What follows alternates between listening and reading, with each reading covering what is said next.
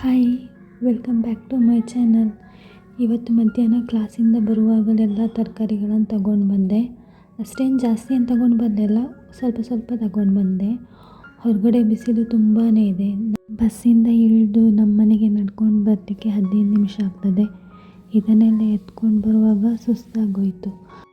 ಈ ಬಿಸಿಲಿಗೆ ಎಷ್ಟು ನೀರು ಕುಡಿದ್ರೂ ಸಾಕಾಗೋದಿಲ್ಲ ಅಲ್ವಾ. ಫುಲ್ ಬಾಡಿ ಡಿಹೈಡ್ರೇಟ್ ಆಗ್ತಾನೆ ಇರ್ತದೆ.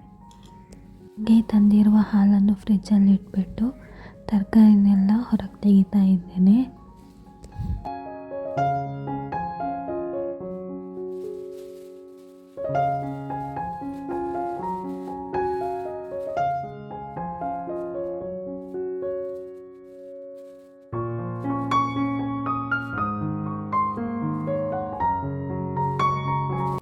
ನೀವು ನೋಡ್ತಾ ಇರ್ಬೋದಲ್ಲ, ಇದೆಂತ ಒಂದೊಂದೇ ತರಕಾರಿ ತಂದಿದ್ದಾಳೆ ಅಂತ. ನಾನು ಮತ್ತು ನನ್ನ ಹಸ್ಬೆಂಡ್ ಇಬ್ಬರೇ ಇರೋದ್ರಿಂದ ಒಂದೊಂದೇ ನಮಗೆ ಸಾಕಾಗ್ತದೆ. ಹಾಗಾಗಿ ಈ ಹರಿವೆ ಸೊಪ್ಪು ಅಂದರೆ ಪತ್ಪೆ ಸೊಪ್ಪು ಅಂತಾರಲ್ಲ ಮ್ಯಾಂಗ್ಳೂರ್ ಸೈಡಲ್ಲಿ, ಅದನ್ನು ಹಾಗೆ ಪ್ಲಾಸ್ಟಿಕಲ್ಲಿ ಕಟ್ಬಿಟ್ಟು ಫ್ರಿಜ್ಜಲ್ಲಿ ಇಟ್ಕೊಳ್ತಾ ಇದ್ದೇನೆ. ಬೇರೆ ಎಲ್ಲ ತರಕಾರಿಗಳನ್ನು ತೊಳೆದು ಫ್ರಿಜ್ಜಲ್ಲಿ ಇಟ್ಕೊಳ್ತೇನೆ.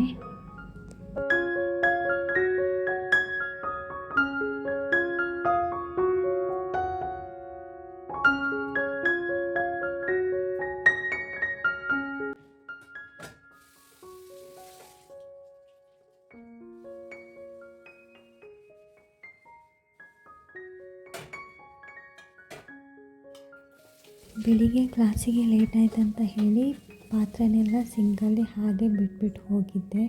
ಇವಾಗ ಫಸ್ಟ್ ಸಿಂಕಲ್ಲಿರುವ ಪಾತ್ರೆನೆಲ್ಲ ತೊಳೆದ್ಬಿಟ್ಟು ಆಮೇಲೆ ತರಕಾರಿನ ತೊಳಿತೀನಿ.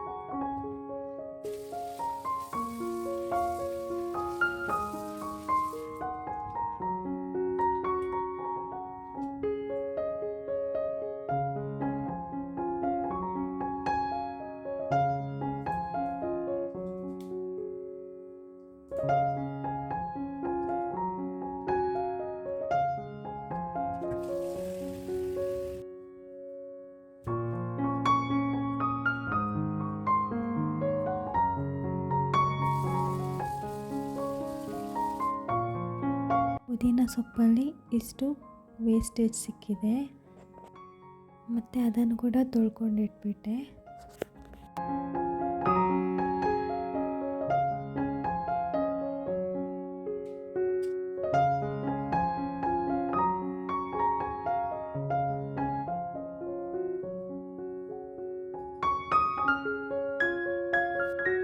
ಇವಾಗ ತೊಳೆದಿರೋ ತರಕಾರಿನೆಲ್ಲ ಸೈಡಿಗೆ ಇಟ್ಬಿಟ್ಟು ಸಂಜೆ ಹೊತ್ತಿಗೆ ಎಲ್ಲ ಸೆಟ್ ಮಾಡಿ ಇಟ್ಕೊಳ್ಳುವ. ತರಕಾರಿಯಲ್ಲಿರುವ ನೀರೆಲ್ಲ ಒಣಗಬೇಕು, ಆಮೇಲೆ ಫ್ರಿಜ್ಜಲ್ಲಿ ಇಟ್ಕೊಳ್ಬೇಕು.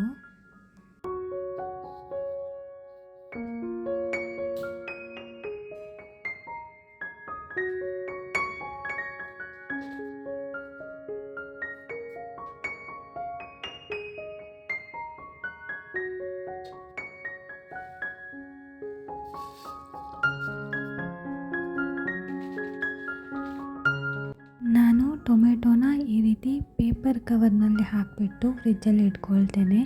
ಯಾಕಂದರೆ ಟೊಮೆಟೊದಲ್ಲಿ ಸ್ವಲ್ಪ ಸ್ವಲ್ಪ ನೀರಿದ್ದರೂ ಆ ಪೇಪರ್ ಪ್ಯಾಕೆಟ್ ಹೀರ್ಕೊಳ್ತದೆ ಅಂತ.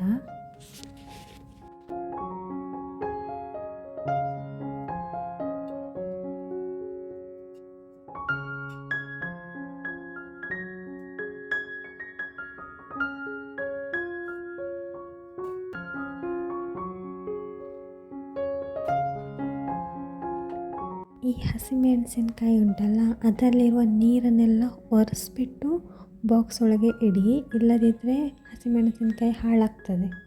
ಹೀಗೆ ಸ್ಟೋರ್ ಮಾಡಿ ಇಡೋದ್ರಿಂದ ಮೆಣಸಿನ್ಕಾಯಿ 15-20 ದಿನ ಏನೂ ಆಗೋದಿಲ್ಲ. ಇವಾಗ ಸಂಜೆ ಹೊತ್ತಿಗೆ ಒಂದು ಟೀ ರೆಡಿ ಆಯಿತು. ಹಾಗಾಗಿ ಟೀ ಕುಡಿದ್ಬಿಟ್ಟು ಮತ್ತೆ ಮುಂದಿನ ಕೆಲಸ ಮಾಡ್ಕೊಳ್ಳುವ.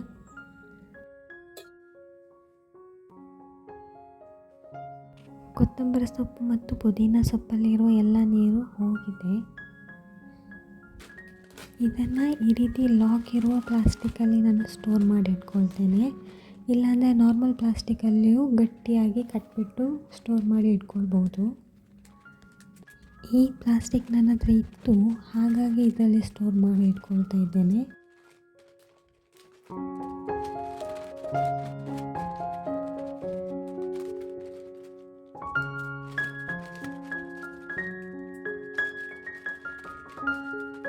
ಇವೆಲ್ಲ ಕೆಲಸಗಳನ್ನು ಮುಗಿಸ್ಬಿಟ್ಟು ರಾತ್ರಿ ಊಟಕ್ಕೂ ರೆಡಿ ಮಾಡಿಕೊಂಡೆ. ರಾತ್ರಿ ಊಟಕ್ಕೆ ನಾನು ಅನ್ನಕ್ಕೆ ಟೊಮೆಟೊ ರಸಮ್ ಮಾಡಿಕೊಂಡೆ. ಮತ್ತು ಸುವರ್ಣಗೆಡ್ಡೆ ತಂದಿದ್ದೆ ಅಲ್ವಾ, ಅದರಲ್ಲಿ ಮಸಾಲ ಫ್ರೈ ಮಾಡಿಕೊಂಡೆ. ನಿಮಗೆ ಈ ನನ್ನ ಸಿಂಪಲ್ ಲಾಗ್ ಇಷ್ಟ ಆಗಿದೆ, ಲೈಕ್, ಶೇರ್, ಸಬ್ಸ್ಕ್ರೈಬ್.